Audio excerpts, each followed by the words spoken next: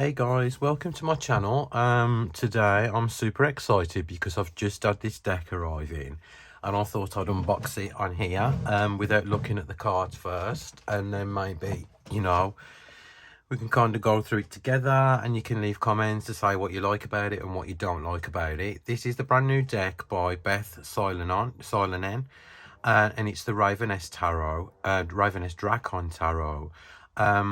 And for those of you who know Beth's artwork, she did the Dream Raven Tarot, the Guardian Tarot, and a couple of others too. I think it was the Blue Cat Tarot, and I absolutely love her artwork. I love her style. I love ravens, I love dragons. So when I knew this was going to be released, I was super excited. So I think it's published by Schiffer.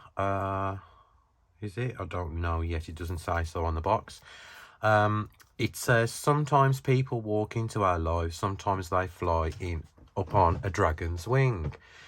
Follow the love story of an unlikely pair, Ravyness the Raven and Drakon the Dragon, through their tarot journey as they reflect and give that gentle supportive nudge to one another to become their higher selves. This fantastical deck of 78 cards beautifully illustrates our awareness of both the light and dark components of the self and how they affect our life can empower one to make a plan to improve and to grow. The content and storyline easily connect to the human experience, encouraging growth within relationships as well as personal growth. So this seems like a really cool deck. I'll just undo the box with my knife. So obviously it comes wrapped in cellophane, which everything normally does. And so the box is lovely. It's kind of like got some kind of like print on there, some eyeglass print as well. Let's have a look inside the box. Oh, so it opens like that with a little ribbon on the top and the bottom. And first of all we get the guidebook. Let's have a look what it says in the guidebook. It's quite a thick guidebook actually. Hold on, let me have a look in the front. It's published by Red Feather. So that, I think that's kind of a sister company of Schiffer. Oh yeah, look, other Red Feather titles by the author: Dream Raven Tarot, Guardian Tarot and Blue Cat Tarot. And so the guidebook looks quite substantial. There's Beth in the back, an artist bio. Let's have a look. So you've got 171 page guidebook, and each card is in full colour. Oh, I'm so excited to look at the artwork in this. Let's have a look and see what Beth says about the story of this deck. Began when I decided to do something I had always dreamt of. Let's just quickly go through. And just Beth gives like a brief kind of background to why she started to make the deck. And the spreads in, she says, the story of Ravyness and Drakon flow through the cards, connecting their experiences to the essence of each card and demonstrating how the energy of the card may feel when faced in one's life. And then we've got the majors, and every card has a page each. A full colour image of the card on the left and the text on the right. So you've got all the majors and all the minors as well. So this is a really good guidebook. I look forward to reading that later. Now the most exciting part, let's get on to the cards.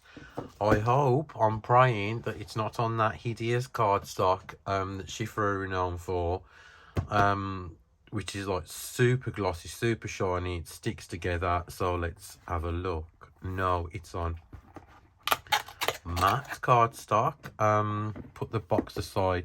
The box is it is what it is. That's kind of damaged and stuff, but I'm bothered about that. I'm just pointing that out. I mean, I'll house this in a bag anyway, and the box will go on the shelf, so it's no biggie to me whether the box is damaged or not. I just thought I'd point it out. So the cards are a little bit larger than standard. I've got my this is the standard size tarot card. This is from yeah, Rainbow Moon Tarot. So it's kind of like slightly bigger, as you can see. Smaller than an oracle deck, but like, you know, slightly bigger than the card, but that's good anyway, you know. Plenty of artwork I hope to see in the card. So they are borderless, and the back, oh look at the backs, are really cool. They've got that kind of like gloss and matte thing going on. So the cardstock is really good as well, you know. It's not too thick, not too thin. And let me have a look. So we've got the Fool. So there you can see, I presume that is the Raven there, and the Dragon jumping off the edge of the cliff. The Magician.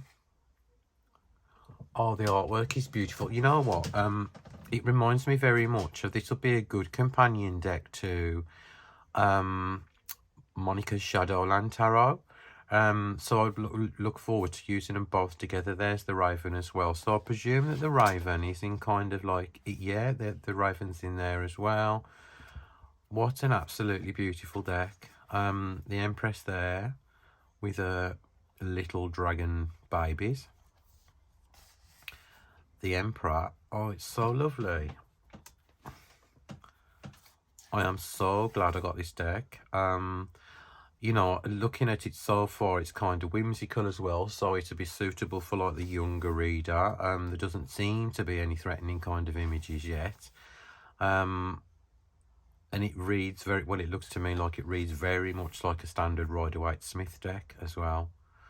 So it's absolutely lovely. And then we've got the Wheel of Fortune and Justice. Let's put these cards down so we can like kind of separate and then bring them up. Suspended, which is the Hanged Man normally. Death. Absolutely gorgeous. So that looks like the skeleton of the dragon, and Raven's flying away. And looks like a broken heart there as well. Temperance. I mean, you can tell that this deck is being hand-drawn and watercolours used on it. It's so lovely. And this is what I like about it. I find I'm like kind of like more attracted to hand-drawn decks than I am kind of digital art. They seem a little bit more special to me. I mean, everybody's got their own opinion, of course, but I do love the kind of like more, you know, rawness of, you know, pen, paper, ink, medium. I'd love to know what the clocks mean. I've seen a few of the clocks on the card, so let's have a look to see if Beth says anything in a book about the clocks. So there, time felt, oh, so it tells a story. Time felt as though it stood still as Ravyness and Drakon held a sacred gaze. They saw their true selves mirrored in each other's eyes, reflecting a profound connection that travelled to the new levels of understanding, love and joy. Independently, they led their own lives and created their own happiness. Together, joy grew and more radiant as the days and years passed. The Sun card suggests that you know how to create your own happiness. You inspire others with the confidence to take action and accountability of their own lives. As these accomplishments come together, be sure to celebrate and honour this success found in others and yourself. How lovely is that? So obviously then, yes, I mean, how good is that? It's a whole story. So it starts obviously at the Fool, and then the story progresses as you go through the major arcana. Let me see if like there's anything in the minors.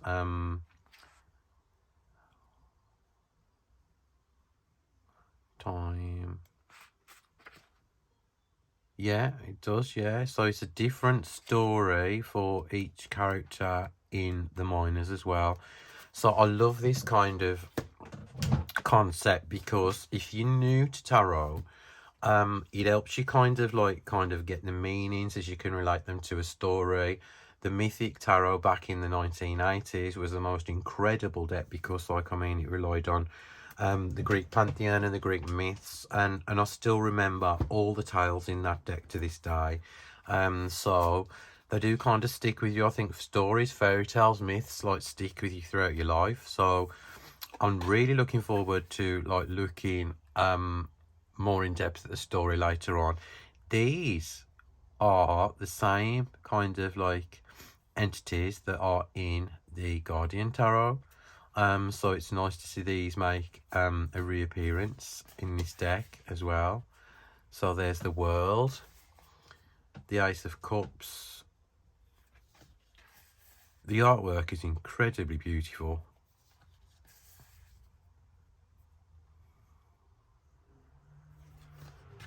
See, there's clocks on most of the cards, I think.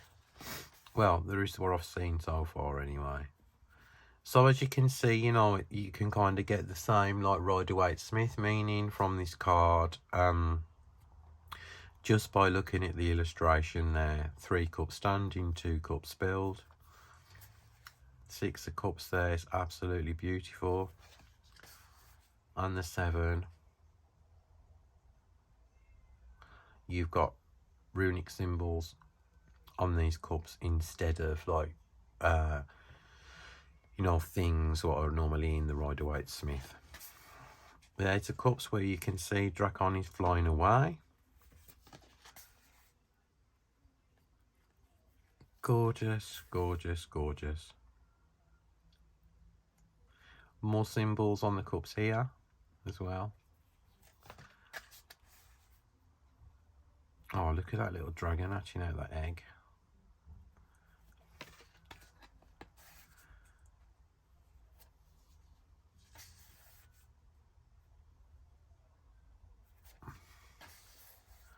Oh, that's lovely with the colours.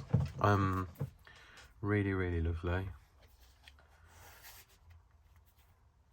So hang on, I've done something wrong here, you know. Of course, it wouldn't be me if I didn't. Right, so we'll go to the swords here now.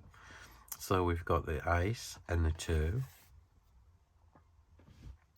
There's the Moon look, and the Raven looks kind of like bound with a cloth, as you know, something scarf around her eyes.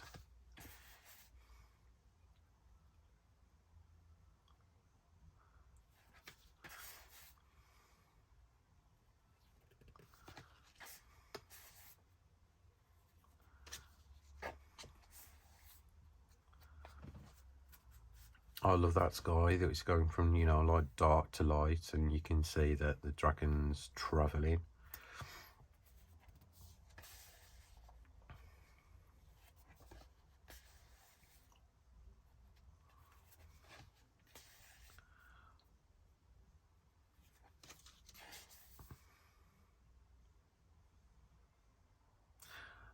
Obviously, when I read the book, why the timepieces are in the deck will make a lot more sense.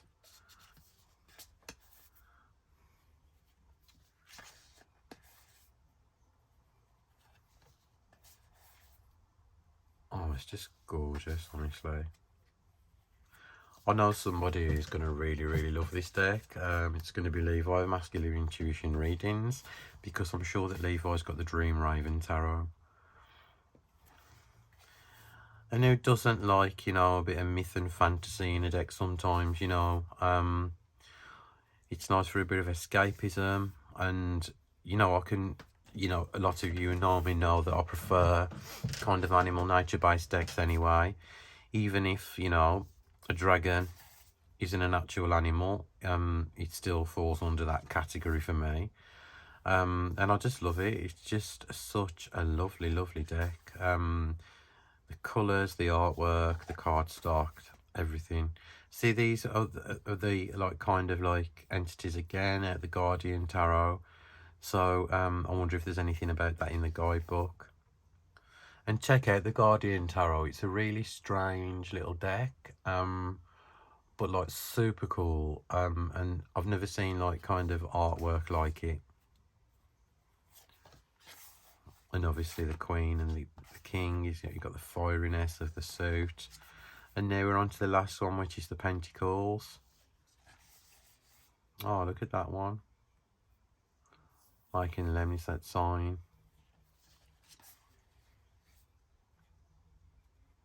And the dragon's weaving in and out the pentacles to kind of bring everything together.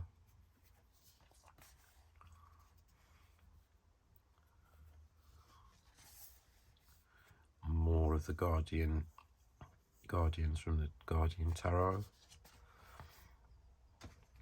I think this will appeal to like lots of people, you know, somebody who likes a bit of myth and magic and fantasy, somebody who likes animal decks, or a beginner or a more seasoned reader. And sometimes, you know, it's nice to see, you know, like everybody says, like, I can't see myself in that deck and stuff, which is totally understandable. When you have decks like these or animal decks, you haven't really got to worry about that aspect, because you can like kind of get the, you know, the kind of the vibration from the animal energy, you can kind of work with as well.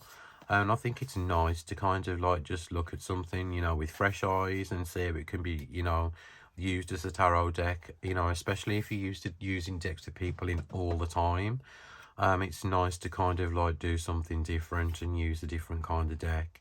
So there you go, guys. That is absolutely gorgeous. I am so happy I purchased it, and it was a purchase that I thought about before I actually ordered it, thinking, am I going to use this deck? Am I not? And I am, and I will. And because like I love Beth's art anyway, it seemed kind of like fitting that I had this deck to go with the others. And so this is available right now. I ordered mine yesterday from Amazon. It arrived today. I think it's just been released. I haven't seen it on Amazon until yesterday. So this is the Ravyness Drakon Tarot by Beth Silonen, and it's available now, published by Red Feather, Mind, Body, Spirit, and that is my review of this tarot deck. I hope you like it. Leave me comments, please. Perhaps we could have a discussion about our different animal decks. And thank you for watching. I hope you all have a lovely day. Bye.